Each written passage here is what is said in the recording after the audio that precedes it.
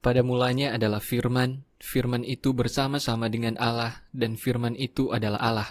Firman itu telah bersama-sama dengan Allah sejak semula. Segala sesuatu diciptakan melalui Dia. Tanpa Dia, segala sesuatu yang sudah ada ini tidak mungkin bisa ada. Di dalam Dia ada hidup, dan hidup itu adalah terang manusia. Terang itu bercahaya dalam kegelapan, dan kegelapan tidak dapat menguasainya. Ada seorang yang diutus Allah, namanya Yohanes. Ia datang sebagai saksi untuk menyampaikan kesaksian tentang terang itu, supaya melalui dia semua orang menjadi percaya. Yohanes sendiri bukanlah terang itu, tetapi dia datang untuk menyampaikan kesaksian tentang terang itu. Terang yang sejati yang menerangi semua orang akan datang ke dunia. Terang itu telah ada di dunia, dan dunia ini dijadikan olehnya, tetapi dunia tidak mengenalnya. Ia mendatangi kepunyaannya, tetapi kepunyaannya itu tidak menerima dia. Namun, mereka yang menerima dia diberinya kuasa untuk menjadi anak-anak Allah, yaitu mereka yang percaya kepada namanya. Mereka lahir bukan dari darah atau keinginan daging, atau dari keinginan laki-laki, melainkan dari Allah. Firman itu telah menjadi daging dan tinggal di antara kita. Kita telah melihat kemuliaannya, yaitu kemuliaan anak tunggal Bapa, penuh dengan anugerah dan kebenaran.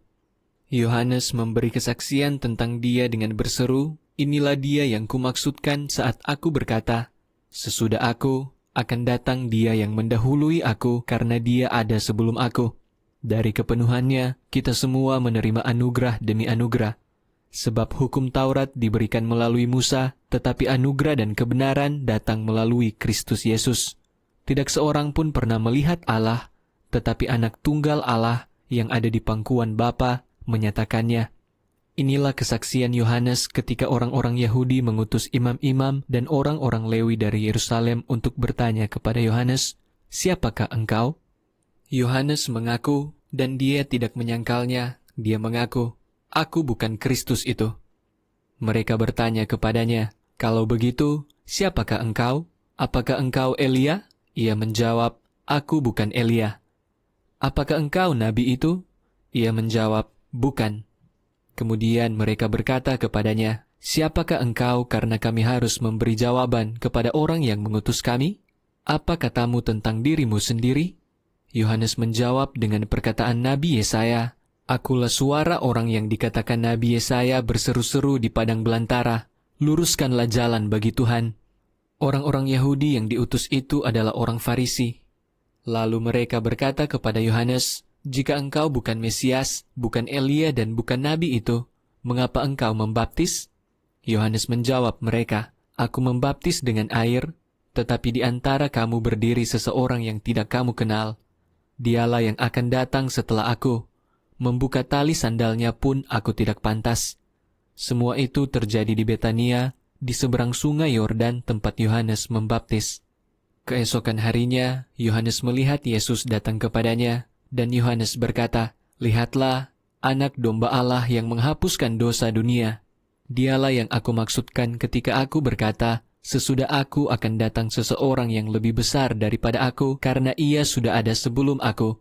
Dahulu aku tidak mengenal dia, tetapi supaya ia dinyatakan kepada orang-orang Israel, maka aku datang membaptis dengan air."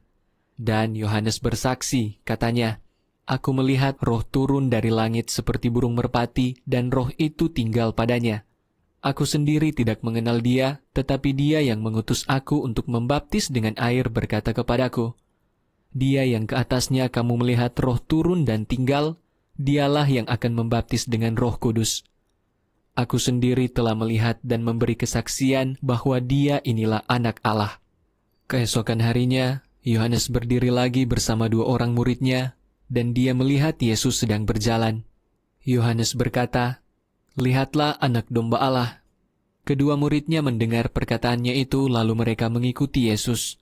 Yesus menoleh ke belakang, dan ketika melihat mereka sedang mengikutinya, ia berkata kepada mereka, "Apa yang kamu cari?" Mereka berkata kepadanya, "Rabi," yang artinya guru, "di manakah engkau tinggal?" Dia berkata kepada mereka, "Mari dan kamu akan melihatnya." Kemudian mereka datang dan melihat tempat dia tinggal, dan mereka tinggal bersamanya hari itu, karena waktu itu kira-kira adalah jam ke-10.